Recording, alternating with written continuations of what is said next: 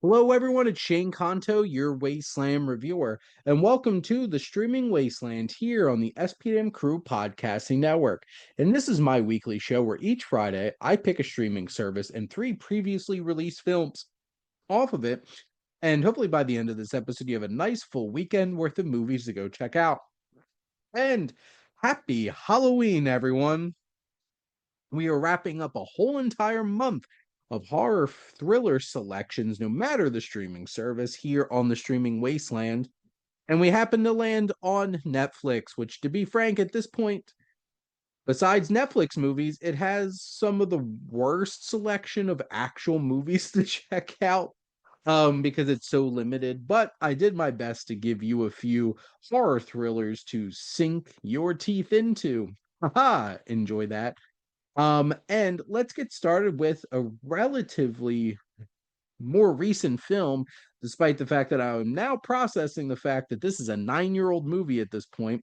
And I remember when this came out because this really struck the pop culture zeitgeist with its thrilling elements and high concept zombies on a train.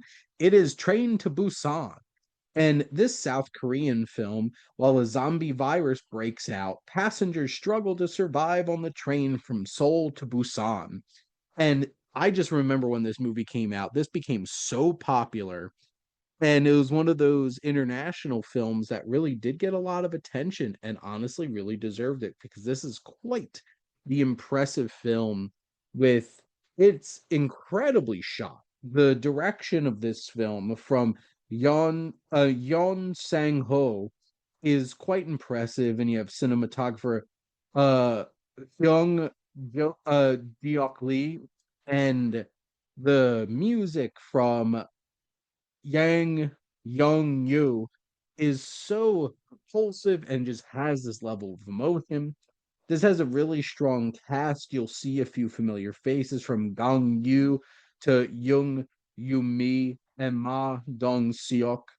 And this film is filled with all these characters that we empathize with, we get to know a little bit, and we want to root for as they're desperately trying to survive on this train as this zombie outbreak is happening. This 2-hour ride is thrilling, it's exciting, it is brutal, it is emotional. There will be moments where it guts you, there'll be moments where it thrills you. And overall, it's just such a wild ride from start to finish. And from a technical standpoint, really well put together. From an acting standpoint, have a lot of great performances and great characters for us to connect with and root for through this horrible situation. And this is how you take a zombie genre, throw in a basic concept, put them on a train. How bad could it be? Pretty darn bad. And we get a front row seat watching this thrill ride for sure. And it is bloody, it is brutal, it pulls no punches, and by the end, you're exhausted, but it was well worth the ride. Next up, we have more of a crime thriller, and that is Red Dragon. And this is indeed a adaptation of Thomas Harris's novel, and it is indeed another Hannibal Lecter tale.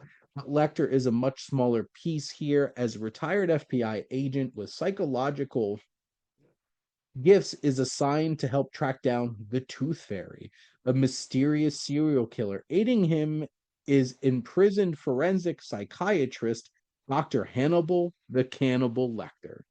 And this film's directed by Brett Ratner, who is not exactly the best dude, but has an interesting career of the Rush Hour films and X-Men The Last Stand and Red Dragon here.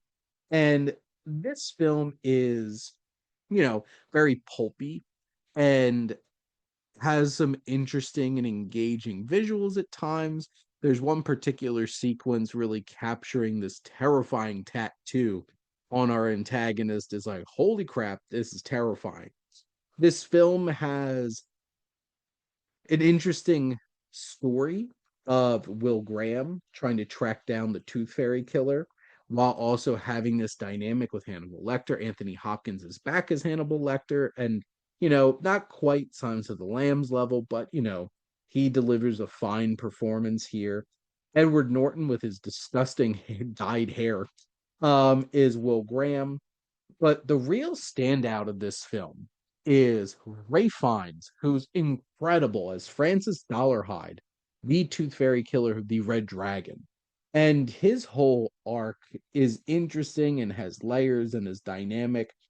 And it's interesting how the film focuses on him and lets us get to know him and see layers to his character, which is complicated. And you have a whole great supporting cast of Harvey Keitel as Jack Crawford from the FBI, Emily Watson, who's a love interest for Francis Dollarhide, Mary Louise Parker, Philip Seymour Hoffman, uh, Anthony Held, Dr. Chilton's back, um, Ken Leung, and just so many familiar faces along the way.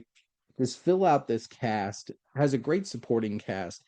It's not definitely not on the same level of Silence of the Lambs, but honestly, I like this a lot better than Hannibal. And this was made once already as Manhunter, which I think that's more interesting of a film from its presentation and stuff like that. But this is a pulpy, engaging, psychological horror thriller that has that like true crime kind of feel to it, scratches that itch, and certainly takes us right back into the world of Thomas Harris's Hannibal Lecter series. And lastly, we have the biggest, the boldest of the choices here, and it's 1992's Bram Stoker's Dracula. And this is from director Francis Ford Coppola, one of his last great efforts, to be perfectly honest, back in 1992, over 30 years ago. And this is a great adaptation of Stoker's novel. You have Gary Oldman, who is tearing the house down as Count Dracula. And you see him in this incredible red like war armor at the in like the opening of the film, and then you have him as this old decrepit in the gown and the wig Dracula, and then you get sexy Dracula later on where it's Gary Oldman with a goatee.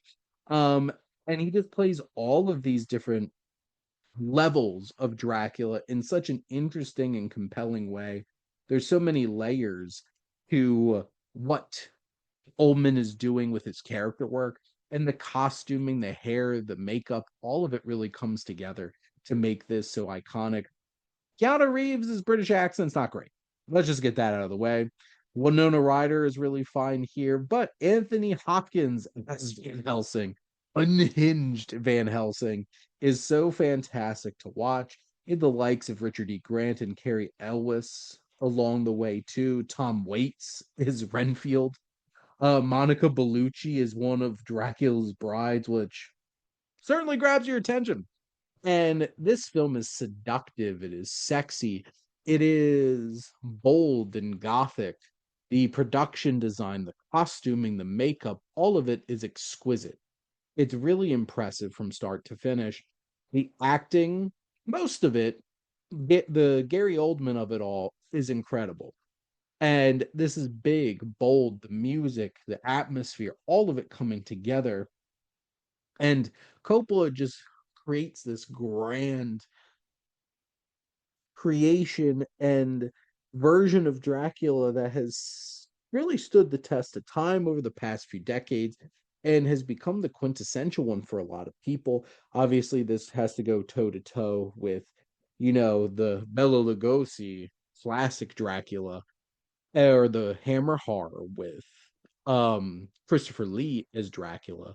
But this is a towering achievement, a bold film, and such a wonderful effort from Francis Ford Coppola, and one of his last truly great films.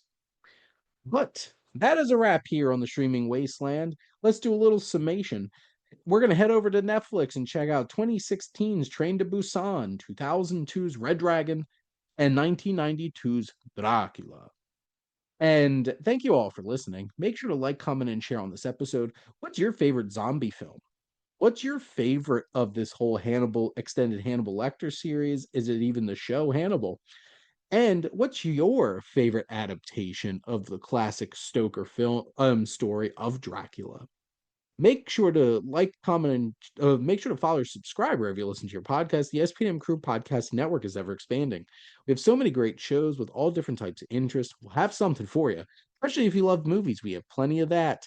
And if you want to join the crew, whether you're a guest on one of these shows or starting your own podcast, reach out to us on our website. If you like our logo, check out HiFlyer Creative for all your digital marketing needs. But most importantly, thank you as always for tuning in and supporting the streaming wasteland here on the SPM Crew Podcasting Network.